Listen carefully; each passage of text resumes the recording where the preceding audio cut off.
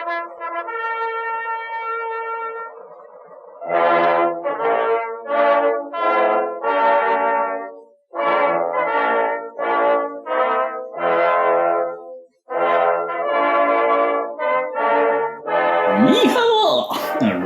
to the Undercut You're Podcast. really going with that as the introduction. We were really going with that. It's going to be You sure you don't want to forever. take that one more time? No, we're just going to embrace that and have that embarrass me in the future. Okay. And you're past myself. You know what? I've spoken too long there. I'm going to have to redo that now. No. It's staying in. Just keep going. Keep going. No, Welcome to the Undercut Podcast. You're editing around this. You're editing. Why? You want to be unprofessional, Jesse? You want to be unprofessional? Yes. You dick. You know what? Can I call you a then you have to edit around it. No, I can just put a beep in. Sake. Welcome to the podcast. We are back as ever in time to review the United States Grand Prix. I'm your host, Thiemo, and I'm joined as ever by the Rodney to my Del boy, Jesse Billington. How are you this evening, you annoying old man? I'm in a good mood now that's happened, because also Ellie-May is going to be in a good mood when she finds out, because she'll have TikTok content as well. She doesn't listen to this. Yeah, but she'll have TikTok content. She'll have TikTok content because I'm going to edit that for a TikTok video. But anyway, yeah, I'm very well. I spent Sunday over at Grove at the Williams HQ. Very nice birthday present from my girlfriend. To head there for the afternoon to look around their historic collection, have a go on their esports sim rigs, and watch the race with sort of all the race data and have some American food. So that was very nice. Can't get more American food than the Williams HQ in Grove. That's what they always say. It's a tried and tested method. If you want American food, go to Oxfordshire. And dear listener, that is it. There's just the two of us today. It's an OG episode. Aren't you just the luckiest people alive? But Ellie-May will be back soon enough with us. And if you're all really good, then we'll even have a guest join us too. So without any further ado, we'll just crack on, I think, with our American Grand Prix review. And Jesse, you've finally achieved something. No, you say that, but... You say I finally achieved something. That makes it sound like it's actually quite a maleficent thing that I've achieved. Well, technically. I didn't do it. You predicted it incorrectly at least twice. And now it's finally happened. Well, yes, sort of. Formula One has been a sad farewell to Dietrich Materschiz, the founder of Red Bull as a drinks company and as sort of a global conglomerate of anything slightly wild and crazy. He will have been the man behind it. Basically, he created the world's best PR machine that sometimes sells energy drinks. And I think Formula One would be a very different and very much worse off world without him, as with the worlds of go-kart racing, jumping out of space, airplane racing. Everything Red Bull touches seems to just be slightly crazy, and it's his brilliant mind that really brought that to the world. So yeah, we sort of our respects go out to his friends and family, because it's probably not easy losing someone as charismatic as Dietrich Materschiz. And I'll get in trouble for saying it, but you won't edit it out. Red Bull did finally give him wings. Yes. They did, in a way, but they also they paid I think it was nice that they were able to cinch the Constructors title in his honour. They said it would probably be the best way to sort of bid him farewell, and I think this weekend was the nicest way of doing it, was to give him his wings and give him a championship to head off with, really. Yes, as you say, that they won the Constructors title, which wasn't a big surprise, really. If it wasn't going to happen here, it was going to happen in Mexico, but pretty much from lap 1, turn 1, it would have been a hard job for Ferrari to prevent Red Bull from stopping Red Bull Ferrari from stopping Red Bull. And it was a first for Max Verstappen and Checo in the top 10 as well. So it was pretty much a done deal. And who is it? Oh, I forget his name. Marco, he was on the podium as well for that. So got a bit of celebration there, because you don't see him up very often. He's only up there for big occasions. And 5th Constructors title was their first since 2013. So 9 years it's taken for them to do that. So whilst getting the Drivers' Championship last year, Mercedes had made it a clean sweep again on the Constructors side of things for another year. And first back-to-back, it's interesting that with the exception of last year, every other time they've won a Constructors' Championship, they have won a Drivers' Championship as well. So it's hopefully not a sign of things to come, because that just means the regulations haven't worked. Yes, yeah. If they go on to win a few more of these on the bounce with the double, it's not going to be particularly exciting as fans, I think, because it will likely suggest that Red Bull's dominance is going to be something that's overarching for a few more seasons. But it's nice to see someone that's not Mercedes do it, I think, is a key thing. At this point in time, it's still... just a shame it had to be Red Bull, in the sense of we had 4 years of Red Bull, then we had 8 years of Mercedes, and then we're back to Red Bull again. It's like, there are other teams. Yeah, and granted, you can't blame Mercedes or Red Bull for it, really. You've got to blame the other teams, and this year especially Ferrari, because as much as Red Bull have been dominant, Ferrari have very much helped them as much as they possibly could, it would seem. Yeah, I guess you could definitely use the phrase Ferrari helped them on this one, because there was... Well, Ferrari put up a fight. A lot of the time they were fighting themselves, and they're like, damn, these strategies have hands, and it just didn't pay off for them. So, yeah, sort of mixed bag, and how that sort of has wider repercussions for the rest of the seasons going forwards will be interesting to know. Obviously, they'll have less wind tunnel testing time because they've won the championship, but equally at the same time they've got more money, which they can pour into different avenues. But at the same time, we don't know whether or not they used too much money previously. It's whether or not they'll be discounted from last year's and, if anything, this year's championship, and basically the whole cost cap fiasco that is still rumbling on. Mohammed Ben Sulayem did have a meeting over the weekend with Christian Horner at the Austin Paddock about the whole cost cap thing, and at one point Red Bull said, look, if the FIA doesn't come forward and either slap our wrists and tell us off and do something about it, we're going to come out and just lay all our data bare so everyone can see it. And that's effectively saying, FIA, do something, make a stand, say something, which is quite an odd thing to do if you're the ones that are in trouble, but at the same time it means that you can get the first punch in, lay all your stuff out, and at that point the internet's decided for you. If the internet looks at it and goes, no, you did spend too much money on cheese sandwiches, then if anything the FIA is going to have a hard time of things. So it's not the open threat that it could be perceived as from Red Bull there. It was an interesting move. But, yeah, it's annoying that it's still something Red Bull also on. have to say something, really, because everyone aside from them are saying you overspent. We don't really care on what. It's the fact that you've overspent. And if it is on cheese sandwiches, all the more embarrassing, really, because it's it shouldn't matter what you've spent on with regards to a penalty. It's still, here's your budget, don't overspend it, and doesn't matter if it helps one area more than the other in terms of catering or aerodynamics. It's still, really, you overspent on your cheese sandwiches? Oh, we're definitely punishing you for that then, because that's just bloody stupid. Yeah, that's sort of stupidity, and you've got to sort of fess up to making a stupid mistake as opposed to actual sort of maleficent cheating, or sort of cheating with intent, as it were. So it's going to be interesting to see what, if anything, we eventually hear something of it. Mind you, speaking of, no, we haven't got it, or is the next talking point, rather, speaking of actually hearing the results of FIA hearings and sort of meetings and reviews, Eduardo Freitas will not be a race director for the remainder of the season as a result of the show in Japan, and I will beep myself out there. Obviously, we've had Eduardo Freitas and who's the other fella from WEC, isn't it, who does the race directing for Formula One at the moment, and Eduardo had the unfavourable job of directing the Japanese Grand Prix, which was famously not brilliant due to weather conditions and having a recovery truck on circuit, literally as there were cars going around at high speeds. Interestingly, people have dug back a bit further and found some speeds of Guan Yu Zhou going past the recovery truck, and he has less visibility than Pierre Gasly and is only going 30 kilometres an hour slower. So this really wasn't a Pierre Gasly problem. This was a recovery vehicle. Apparently, over the weekend, Alonso had said that he didn't know about the recovery vehicle being there until he had already come back to the paddock and was told then. A lot of the drivers said, we didn't know that was on the circuit until we were back in the pits and saw the video of it. So it really does sort of support what the FIA found when they investigated afterwards, was a case of there had been a communication error, and while they'd enforced the rules properly, they hadn't taken into account the visibility and the conditions. And they said from here going forwards, they will be looking more appropriately at visibility and conditions for releasing recovery vehicles and staff onto the circuit. Obviously, as much as there's a crane on the track, there was at one point a rather, I don't want to say unfortunate or bold race marshal. There was a race marshal stood pretty much on the racing line as Pierre Gasly hammers towards him at God knows how many kilometres an hour. And the FIA have said something went seriously wrong here, and we're lucky nothing went wronger, as it were.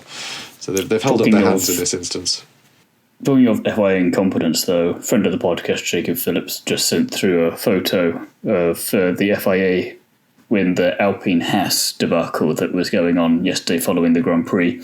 And they say that there's going to be a hearing about it on Thursday, the 24th of October, which is going to be tricky considering it's the 24th today, which is a Monday.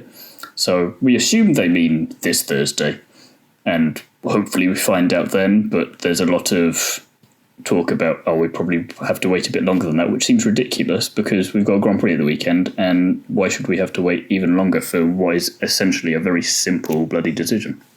It's a simple decision that really should have been made there and then, and it does. We'll get onto that side of things when we get more into the race details in a second. But I know I've got a few question points that I'll raise on it when we get to it. But it's interesting. It wouldn't be a race weekend without us having something to question the FIA over or the stewards at this point. So. This is very true. This will be third race in a row, so we've got to keep up appearances here. But before we get to that point, I'm written down for the next one as well. Logan Sargeant is set to join Williams as long as he gets enough super license points, and this just leaves Haas to sort out their second driver for next year. And we'll talk about Logan Sargeant if and when he gets the role. At the moment, it's promising stuff. He's just got to finish. I think he's got to basically finish sixth place in both races in Abu Dhabi to retain second. Yeah. I think if he finishes sixth or higher, he gets second place in the championship, and that's the outcome he needs to win it, or to come second in the championships, which is enough to get him the super license points. So that's we'll touch on that when we know. We'll talk about him another time, because again, I will wait until after Abu Dhabi, I think, before I make my final judgment on the American. But what that does leave is essentially only one seat left on the grid for 2023, which is the Haas seat, which does open up this weird or strong message that Gene Haas put out about Mick Schumacher and the fact that he has been an expensive driver, and not in terms of salary. This year alone, if we go back only as far as Singapore, so this doesn't include the fact that he binned the car in Japan,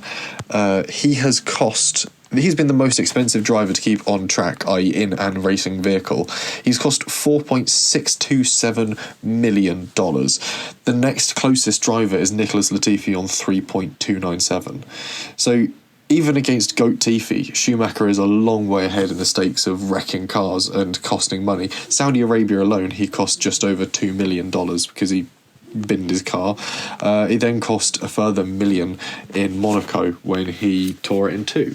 So he's an expensive driver to have, and he's not producing the results, especially when you look at one thing I will say on the results wise before you compare him to other people is that, interestingly, and again putting tinfoil hat on slightly here, but if we take the American Grand Prix as a prime example of that, he was in the points for a lot of the race and then was put on this weird strategy where he had to pit and then could not make his way back up through the field to get back into those points. And you just wonder, is it one of those things where Haas just want to replace him and they need to justify it a bit more? So, we're going to try a strategy, justify it a little bit to him, and, oh dear, it's not worked, similar to what McLaren are definitely doing with Ricciardo, because we know he doesn't belong down where he finished in this Grand Prix.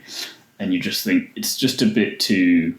It smells of Red Bull whenever you're Max's teammate and it goes badly for you. And other teams are like, I like that strategy, I might just do that a bit. And obviously it's all conspiracy and they'll deny it completely, but it just seems one of those things where, if you don't want him to drive for you, just say it. You'd get more respect out of it that way. It's like, we love the guy, but that doesn't translate to him being a great driver necessarily, or him not crashing the car frequently.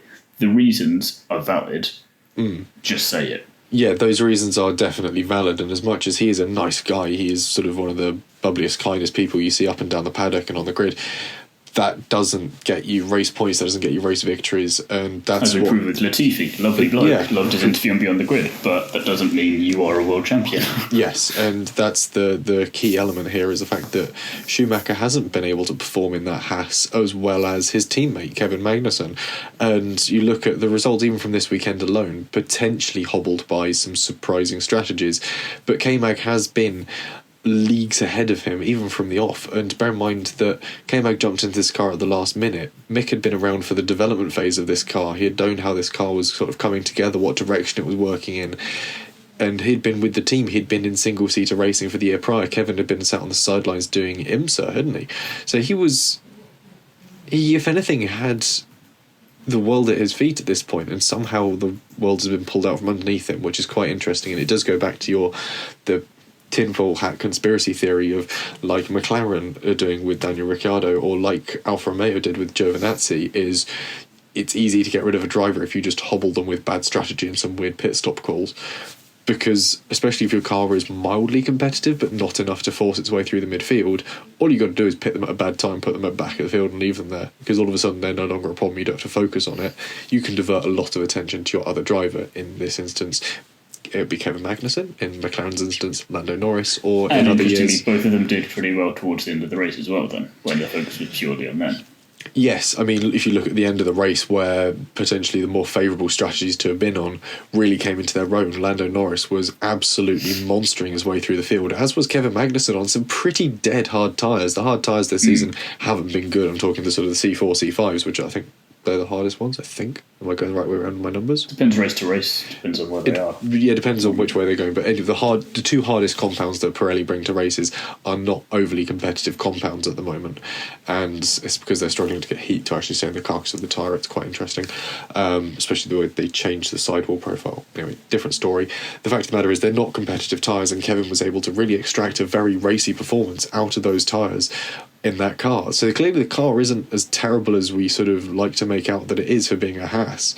And he was racing four-time world champion Seb Vettel to the line on dying tyres. Both of them on dying tyres. He lost, but you're coming up against Seb Vettel and your no-time winner, three-time podium sitter, kind of Kevin thing Magnussen. Of Kevin Magnussen, decent driver, bad car, and also decent driver, Vettel, bad car. So it's kind of like, which one of these is least crap today? Yeah. And also, is it probably due to the driver being in there? Probably a little bit as well, because as good as Magnussen is, you're not Vettel. Yes. And you're not Vettel with nothing to lose in the twilight of his career, who just thinks, I'll have a bit of fun. And very much that's the sort of performance we did see from Sebastian Vettel, was a case of he has nothing to lose in that instance. He was going to go all guns blazing, and he threw his way through those corners. It looked like he was going off, basically. He already did coming the through. overtake around the outside earlier on in the race on someone else, and he just decided, I'll do that again then. It works, I'll do it again. I think Kimi Räikkönen, he must have learned that one from Kimi Räikkönen, who once tried to get past Max Verstappen there. I think it would have been 2018? I'd say so. He wouldn't be getting past him in an Alfa Romeo. No.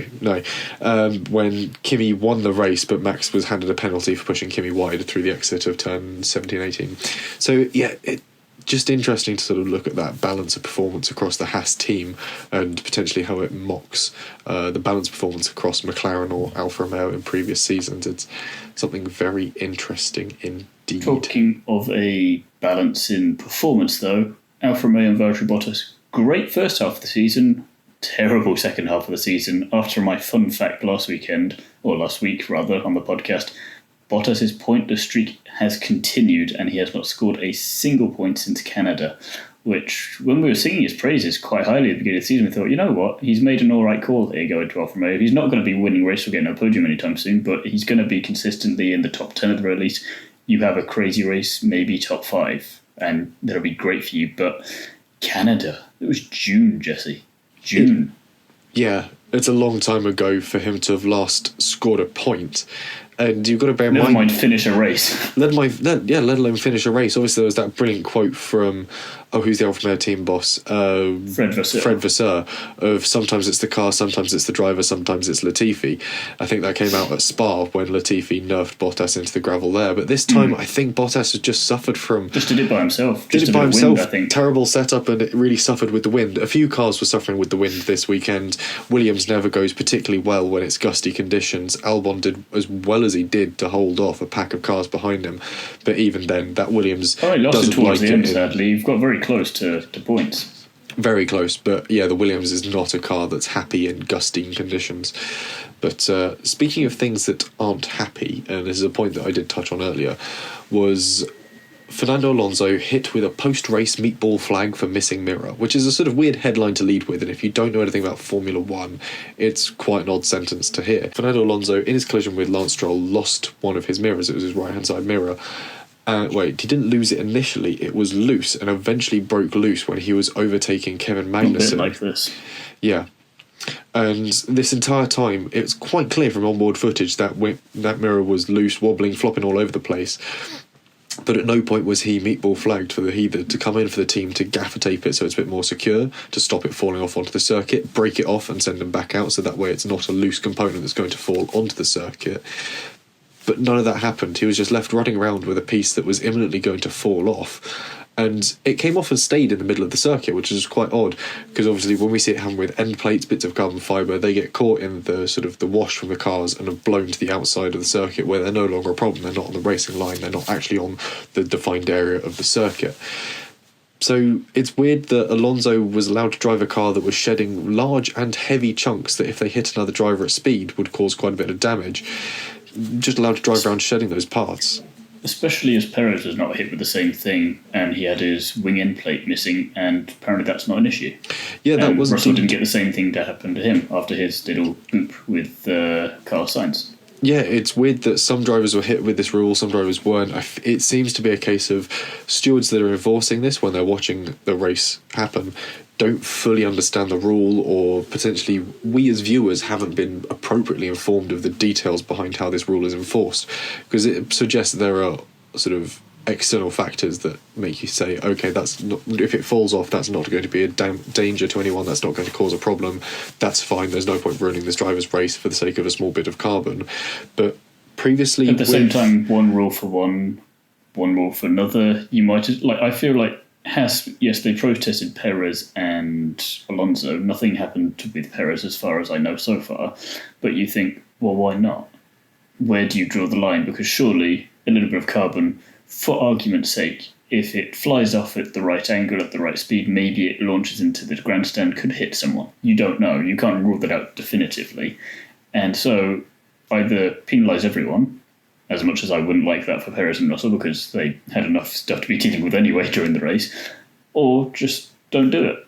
Yeah, except it's a don't risk be of the doing element. it for some and not others, you know? Yeah, because so far through the season, this has happened twice, I think, to Kevin Magnussen. Canada and Great Britain, he was both times impacted by wing end plates coming a bit loose and having to come into the pits and change it after the black and orange flag because he had a loose wing end plate. And I get it potentially at Canada where it's an enclosed circuit and there was a chance it was going to come off at a very tight section where it would have impacted another driver's race. It would have caused a puncture, it would have got stuck in a wheel, it would have got stuck in a front brake duct or a front wing. Fair enough at Canada, although I would have just simply left it. There is enough space beyond the white line of the defined racing circuit for it to have just sort of skittered into him and blown there. Silverstone, bit odd, there's loads of open space at Silverstone, that would have likely just flown off and landed on a bit of grass somewhere. So it's odd that the stewards... The inconsistency is just, again, and another point of the inconsistency that I wanted to just mention was that Gasly got a 5-second penalty for not being 50 metres, 10 car lengths away from the car in front of him whilst under the safety car. But as several people on Twitter, with the appropriate screenshots to back it up, have pointed out, of the 20 drivers, or so, probably less by that point actually, say 18 drivers that were on the grid, pretty much all of them at some point during that safety car period were more than 10 car lengths, 50 metres from the car ahead, including Max Verstappen from the safety car. So again, if you're going to punish Gasly for it, and again, cruelly, because again, not doing it properly the first time, serving his penalty and coming to this, to having to do it again. So it's essentially a 10-second, but spread out and kind of worse in a way. Why are you not doing that to the other drivers? It really is this sort of idea of one rule for one, the rest for another. And Gasly has enough bad luck as it is this season. He doesn't need the help of the stewards on especially that when you wind the clock back just 2 races, where Perez was given several chances to behave under the safety car in Singapore before being hit with a penalty.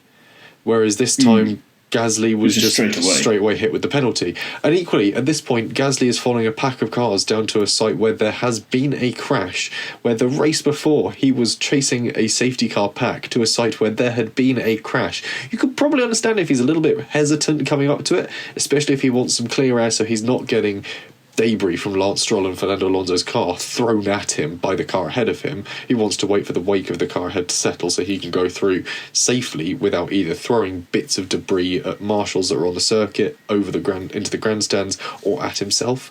I think if you're going through something like that, you could probably be a bit lenient as long as you've caught up within, say, 3 corners. That's fine. It just means that drivers aren't blitzing their way through a crash site blind because they're sat behind the car ahead of them that's throwing bits of another car at them. I was going to say, if you're going to be stringent about it, do it for the rest of the track that is not that straight, where you could understand the cautiousness maybe. But again, you had several drivers doing it in several other parts of the track that weren't there. So again, why not do it then? Yeah, but it's not what do I know? What do we know? It's not like Gasly was doing it for sort of messing around and trying to play gamesmanship to sort of try and get extra heat into his tyres. No, like you say. He was just backing off to pass a crash site safely with good sight lines, whereas the race before he nearly died after passing a crash with bad sight lines. So you can understand why he did what he did, and it's annoying that he was penalised for it on the first occurrence. So it's FIA stewards again causing a bit of cop at a race, so no surprises there. But I mean, the rest of the race was pretty self-explanatory in a way, apart from the slightly odd penalty that was handed down to George Russell for T-boning Carlos Sainz. Again, so much for lap 1 incidents, and we don't really look at those too much, you know? It just seemed a bit... It was very callous of George Russell to go steaming into turn 1 on cold tyres, cold brakes. The same argument, no, not the same argument, but there is also something to be said of where else could he have gone, though? He couldn't really, at that point, when he'd already committed to the corner, he couldn't really go right, he couldn't go left, and Carlos could have avoided Max on the other side of him. Turn 1, you're notoriously going to go off track anyway round there when you're trying to do something. So I feel like he could have... I think it was just a racing accident. Yeah. And for turn 1, lap 1, you're all going to get your elbows out a little bit. Yeah, it's bad that it happened. George apologised and it's all water under the bridge. I don't think he needed a penalty for it. It's just kind of... It's one of those things. Like, again, I feel like if it was Albon who had the big lock-up going into that corner, if he'd piled into a couple of the cars, I don't think he should have deserved a penalty for that either. And if that had been the case, again, it's just... Shit happens on lap 1. Get over it. Yeah. So, speaking of the bad luck of Carlos Sainz and the questionable performance of George Russell, it seems only fair to move on to our winners and spinners from the weekend. So, Thiemo, I'll let you open up with your winner and we'll go from there, shall we? Easy enough for me this week. It's Mercedes who brought upgrades to the United States Grand Prix and they worked. And for 5-10 blissful minutes, it seemed that we could have had a different race winner and it wouldn't have even been Ferrari, and there would have been Lewis Hamilton his first of the year, which he's running out of chances to do now, I admit, but second place and only losing it with 4 or 5 laps towards the end just shows that he ain't lost nothing in terms of performance. When he's got the car, he is there. And again, it's not that he's been doing terribly all season either. He's been doing pretty good with what he has and shows that this isn't just a driver where he only wins if he's got the best car. He can still do a pretty good performance in a terrible car. And I think everyone at Mercedes has agreed that this year's car is not their best one. Russell as well, after a couple of blip races, back in the top 5 despite everything, exactly where he needs to be. And the gap somewhat closed a little bit more to Ferrari in the Constructors' Championship. And now what was originally just a fight between George and Sainz in the Drivers' Championship, Lewis has crept up on within 2 points of Carlos Sainz now. So 3 races to go. I could see that getting quite spicy indeed. Is he that close to Carlos Sainz? It's 2 or 4 points, but yeah, not very far at all. 202 plays 198. Yeah, George Russell is a fair way ahead at this point. Then. Yeah, there's a gap of 16 to George Russell ahead from Sainz, but yeah, 4 points from Sainz back to Hamilton. So he's got his work cut out as the Spaniard to try and fend off one Mercedes from behind while catching another Mercedes ahead of him. But, and arguably, that's not the way around you want them either. No, you want to be chasing Lewis Hamilton with sort of able to leave George Russell behind, if anything, not that way round. So it's a heavy workload for Carlos Sainz coming into the final 3 races of the season.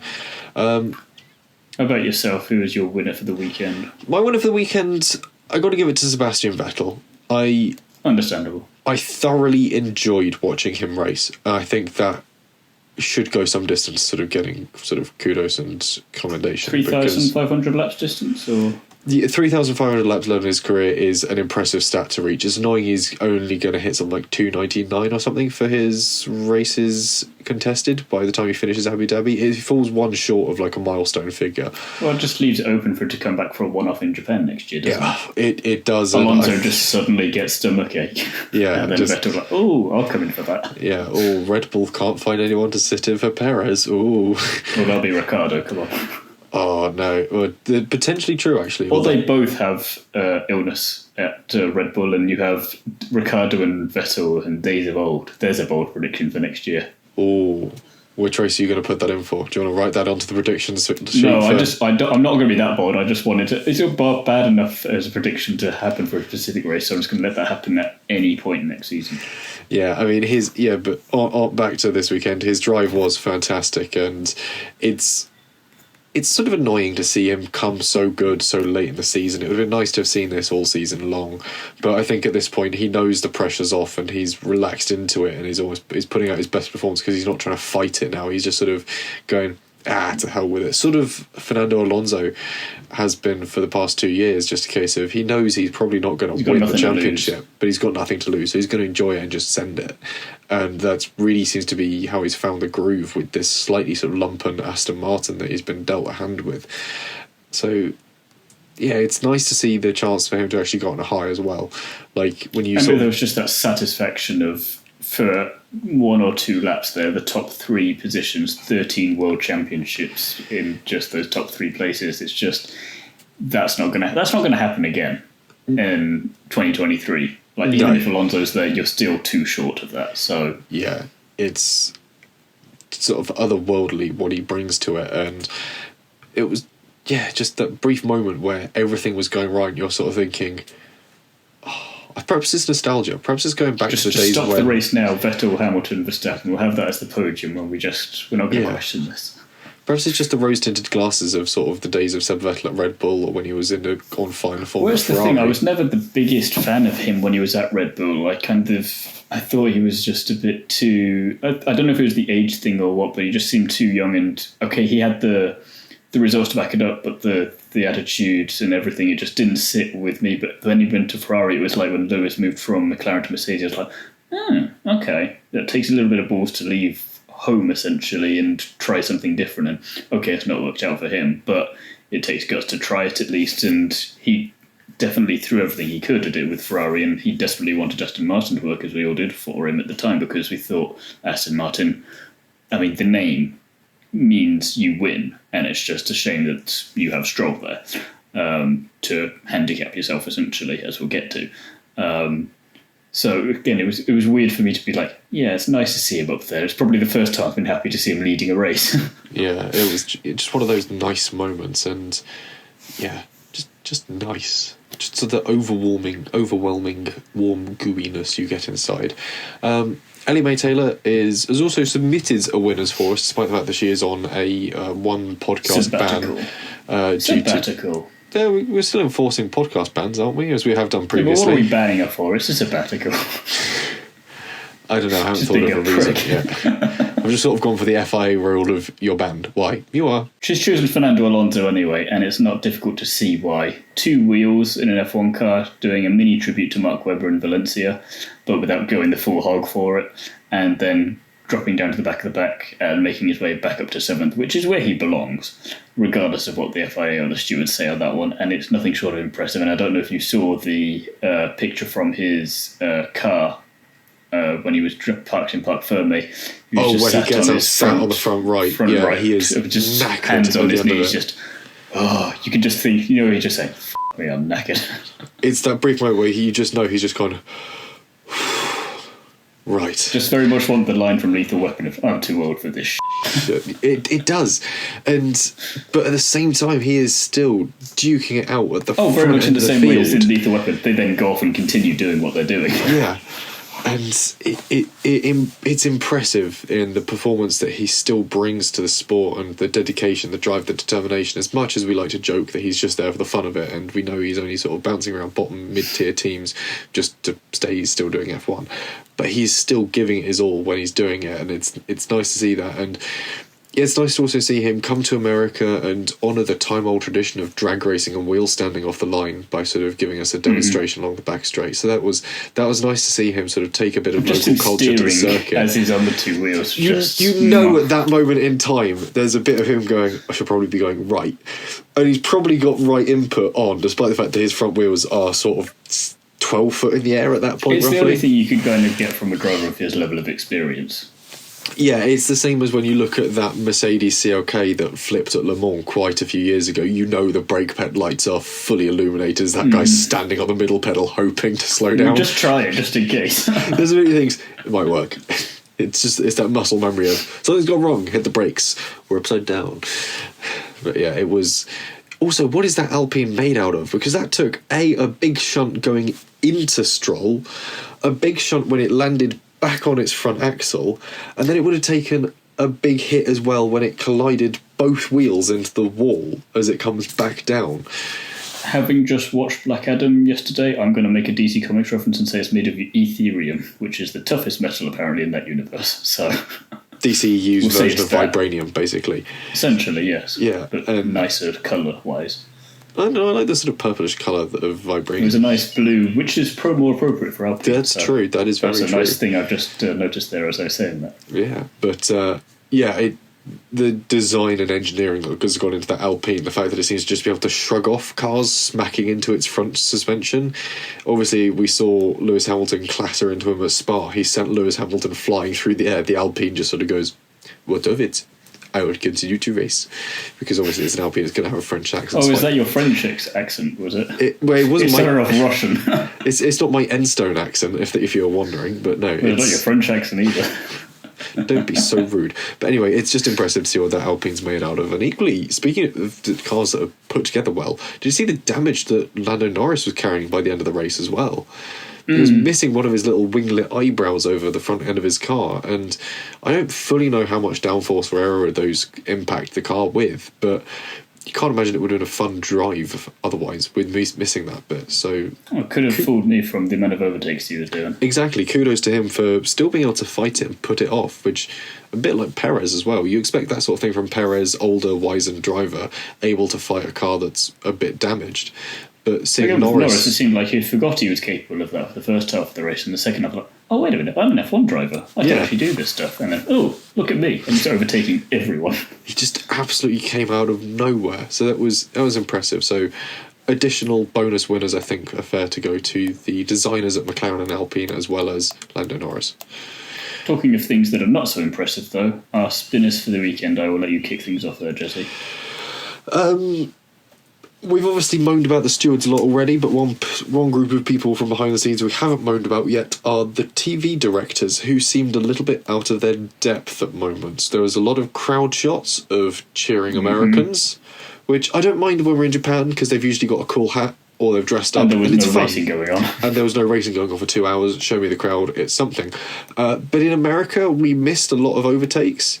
They were either shown in the mini side screen or as a replay, which is weird when Sky's tagline is "It's only live once," unless it's replayed to you. Unless it's Sky Q or Sky Glass, in which case I still don't care. Unless you're a Sky Glass customer, in which case you can use your red button to rewind and watch the race highlights alongside live race footage. Stop giving them more promotion, Jesse, for f***'s sake. Why do I know that line off by heart? Because he says it every 5 minutes, and it really starts to get to you. It does. Of Sky Glass. Gets in there. What it is it's my audition to do commentary for Sky. That's what it is. You can't do much worse than the current one. Exactly. And I know all the ads already. Anyway, TV directors, they seemed a bit out of their depth at moments. There were points where we weren't watching what we really ought to have been watching, and it was a little bit annoying because it seemed like there was a lot more action on circuit. There was only something like 17 racing overtakes last year. This year seemed a far more chaotic and energetic race. and we only really got that through the replays. So it would have been nice to have seen things happen in real life. There was drivers moving up and down the timing tower, Especially battles going on. How the train that was with McLaren and Alfa Tauri and Alfa Romeo at some point, you were like, oh damn, they're actually really close together, but we didn't see it too much, and we saw it occasionally, and then it would just jump away to something else. And it's not that there wasn't something else going on necessarily, but at the times where, like you say, you're showing crowd moments, I'd happily just watch this train coming around, because you don't know if there's going to be someone making it, and there's plenty of spots you can overtake at. So usually they're sort of, they were coming through as sort of packs of four. At one point it was the two Alpha Tauri boys leading Gasly, Tsunoda, with them Bottas, and I want to say at one point Alex Albon was at the back of it. There was all sorts of different combinations of drivers coming through in this sort of midfield pack. It would have been, and they were jostling for position. Occasionally you see them sort of moving up and down the timing tower. It would be interesting to see where they're making these overtakes, if they're doing it with DRS, if they're doing it on the brakes, if they're doing it through a turn where you don't expect it. Just would have been nice to see that. So yeah, do better, American TV directors, especially if you're the same people that we're going to have to put up with at Miami, COTA, and Las Vegas next year. I don't want 3 races of terrible US TV direction. Well, Matter in Vegas would be terrible anyway. I want to give them a chance. My field of is very low on supply right now. You're really going to use up my beep quota for this, aren't you? I'm doing my damnedest. As for myself, before I get to my main spinner, I reminded myself of who the real spinner of this weekend was, and that came in FP1 on Friday, which Jesse will now remember. As Antonio Giovinazzi made his FP1 return for Haas, and remind me how well that went again. Whilst everyone's focusing on Mick Schumacher crashing cars and being expensive, the experienced driver and the man that Jesse worships in a worryingly, and we're going to have an after intervention sort of way, crashed in, the first 6 minutes, and was even then shown by, I can't remember which driver it was, possibly even Latifi. I want to say it was Latifi. Early on in qualifying or during the race at the exact same corner, that here's how you crash without going into the wall at the exact same spot. So in terms of who's going to be in that Haas seat next year, I don't think it's going to be Giovinazzi. If it is, they are dooming themselves. I don't know. Well, he said that he doesn't think the crash has impacted his chances of a seat next year, which hasn't really helped it, has he? Even I will admit is probably quite a strong line. But yeah, it was just unfortunate. He drops it coming through there, and you're like, oh no. How many rookies were in that session that didn't do that, Jesse? Was it 5? 1, 2? Yeah, see? Yes, yeah. They all managed it. You've made your point. Yes, he dropped it. That's not the point. I do have a new cap. It is the point. I've added a new cap to my collection. I've now got 4. Whose is this one? This one is, because obviously I was at Grove over the weekend, they have a shop on site. So at least it's not Giovinazzi again. No, it's not. Why did I bought a second Giovinazzi cap? Because you're madly in love with them. It's the Williams US Grand Prix Special Edition cap. He's wearing it, ladies and gentlemen, and it's an alright kind of hat, but it's a nice cap. I'm not a big hat person. I have one hat. I wear it occasionally. It is not a Williams hat. Are you like Groot? You don't like hats because you can't tell what shape a person's head is underneath it? No, I don't think about them that much to have such opinions because they're only hats. Unique Guardians of the Galaxy reference there for anyone who's paying attention. We'll move on from my... I wasn't done yet. Well, I was going to say we'll move on from my F1 cap collection to your actual spinner as opposed to just sitting here slandering Giovinazzi. Oh, but I have such fun with it, and it was such a good moment for me. I had such grin on my face. Anyway, Stroll is obviously my main course for this weekend in terms of spinners, and if you watched the race, you know why. Had a decent qualifying, and then just thought, you know what? I don't like this top 5 position where I'm driving right now. I'm just going to crash into Fernando Alonso for no apparent reason and claim to leave him space when we all saw that wasn't a fair move. That was yet another strike against Stroll and why he shouldn't be in that Aston Martin seat, being an absolute moron. And as was proven by several of the drivers, both before and after that particular moment in the Grand Prix, if you're going to move over, do it properly. And then at least Alonso would know pretty quickly he's not going to be one to overtake in that particular part of the track. And instead just drive into Alonso. Okay, so 2 things about Stroll. is first, he just crashed into his teammate for next year, which is going to be interesting. That is also amusing. The further fallout from that. The other interesting point is a lot of people sort of like to harp on about the fact that Lance Stroll is underrated. He was a Ferrari driver, Academy driver at one point. He's not underrated, let's face it. So is Antonio Giovinazzi. Yes, and look at what he did in FP1. But Stroll is not an underrated driver. You've got to look at... I think the best way of looking at this is... It was his best qualifying performance since Turkey 2020. I thought, was it that long ago he actually did something decent and they had to copy Mercedes to get that? Yeah, if you've got to look at 2020 to look at his performance in that season, and it is not good, especially when you realise that his teammate... So equal machinery, as Nico Hülkenberg likes to point out, bear in mind that Sergio Perez sat out for 2 races, whereas Lance only sat out for 1. Perez came home 4th in the standings with 125 points. Stroll came home 11th with 75 points. It's a big difference of not quite double. It's about sort of another 75% on top of him again. In equal machinery, with an extra race to win points in, it's not a good look. I hate to say it, and it's going to be just as bad watching him battle Alonso next year as it has been watching him battle Vettel in the same machinery. And Alonso this year. And Alonso this year, which he seems to really be up to battling. But yeah, he's going to be up against a very competitive driver, and a driver that does not give you any heed. Look at Alonso fighting Ocon in Saudi Arabia. Those two don't give each other an inch, and I think that's a dangerous tactic to employ when you're racing Stroll, especially in a car that's a little bit unpredictable. As for Ellie-May, her spinner for the weekend, which is a little harsh because it's normally we're criticising the driver or the team or the stewards, but I can understand why she said this. It's Carlos Sainz on pole, which great for him, great for me, but all over by lap 1, turn 1.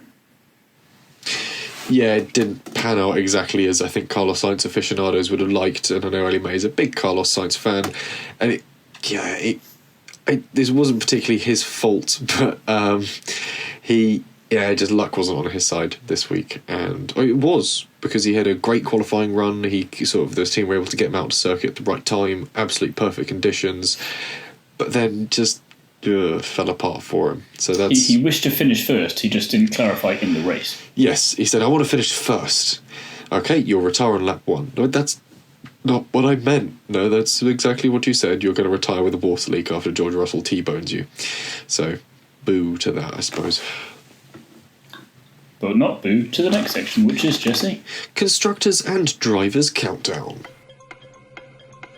It's no change in the Constructors' standings at overall. Williams still tail the pack, Haas extend their lead over 9th place AlphaTauri, Aston Martin continue collecting points in 7th, now just a point shy of Alfa Romeo, who haven't collected a point since Italy. McLaren in 5th now sits 6 points shy of Alpine in 4th, Mercedes in 3rd close up on Ferrari in 2nd, and with an unassailable lead in P1, it's Red Bull.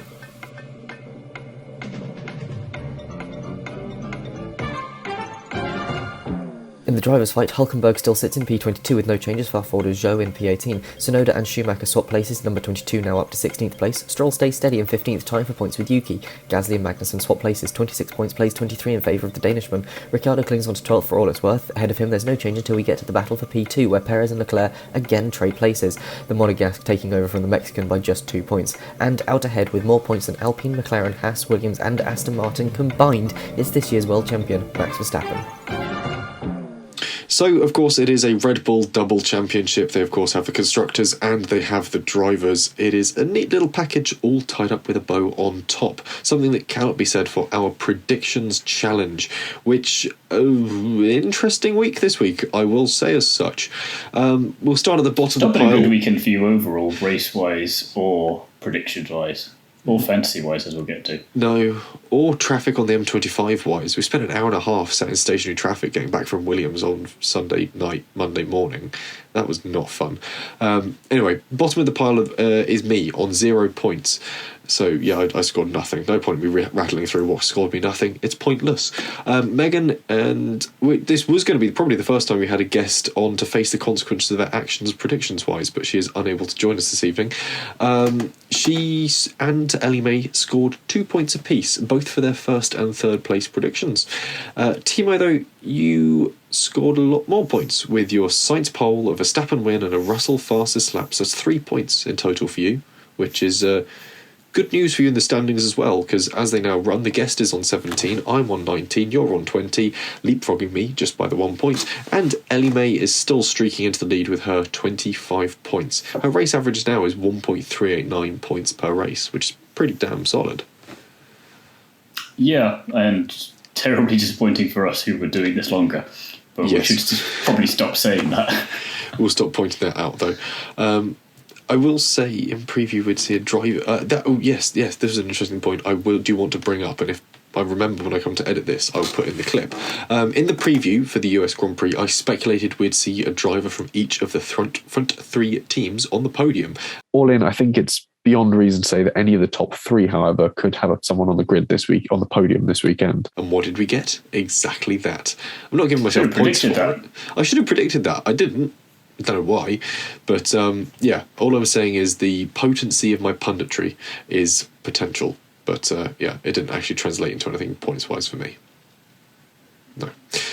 Something that also didn't translate into points for me was the Fantasy F1 League that we run, where, well done, I was Thiemo. very surprised reading this earlier in the notes because I thought I had completely different drivers in the team, and then I went and checked and went, I was actually quite smart this weekend. Yes, yeah, you were. Your On the Curbs team scored the highest this week with a whopping 218 points, ahead of... Marked back down to 200 after Alonso's. Oh, they finally adjusted that back in. But I'm still the highest scoring in the league on that one, so it didn't affect me too badly. Next driver behind you was Lottie on 193. I don't know if that's been adjusted yet. I had Lando on double points and Mercedes, and between the two of them, I already had 128 of the 200 points. That is not bad. That is not bad at all. I, meanwhile, came 5th with Jaffa Cake Racing with 176 points, so not terrible for them, but not so good for my BRT Yamaha team, who didn't even crack triple figures, just 95 points at the time of writing. That's probably a bit less now they've taken into account Alonso's penalties. I can't remember if Alonso's in that team. I think he might be. So in the overall standings, just 2 points separate me from championship leader Alex F1, and at the point running both teams in the top 3, my BRT Yamaha now sits in P5, falling like a stone, rather. So come and join me at the bottom, Jesse. Come and join me at the bottom. I'm not there just yet. In fact, live on the podcast recording, I'm going to have a check and see what's happened to them. Now they've factored in those. The Undercut podcast didn't do particularly well because I believed I had signs in my team and then realised it was the Undercut podcast that had signs, so automatically did bad there. Swap that back to looking at the US Grand Prix. Oh yeah, Alonso minus 4 points for that weekend. So how does that look in the lobby? Let's give a quick check. Season. Yeah. Oh no! I'm now a long way off first. It's now almost 50 points or so there. In the race, you still lead on 200 over 197. P9 for Jaffa Cake Racing for me, and P20 on 97 for my BRT Yamaha team. 21 teams. Oof. I don't know why you're mocking. You're usually down there. Yes, but when I'm not, I have to take it and relish it accordingly. This is very true.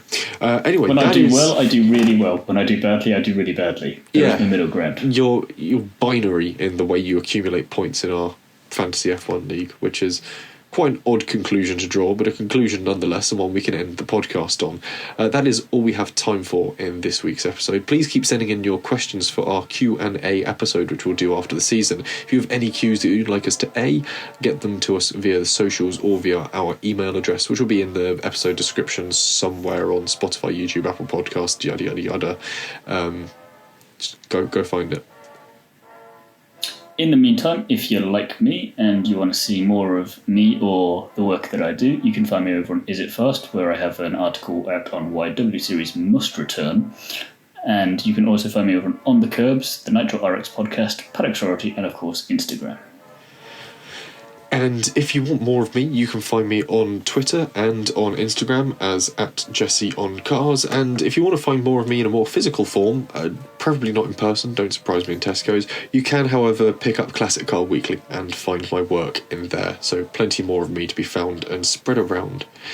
And we'll mention Ellie-May, despite the fact that she is unable to be with us, where she is also found on our Instagram page, where we occasionally get her key takeaways and also some TikTok content on our TikTok account. So very much worth checking out there. And I will say, you mentioned your article about W Series. That's certainly something we're going to touch on in our next episode, where we preview the Mexican Grand Prix.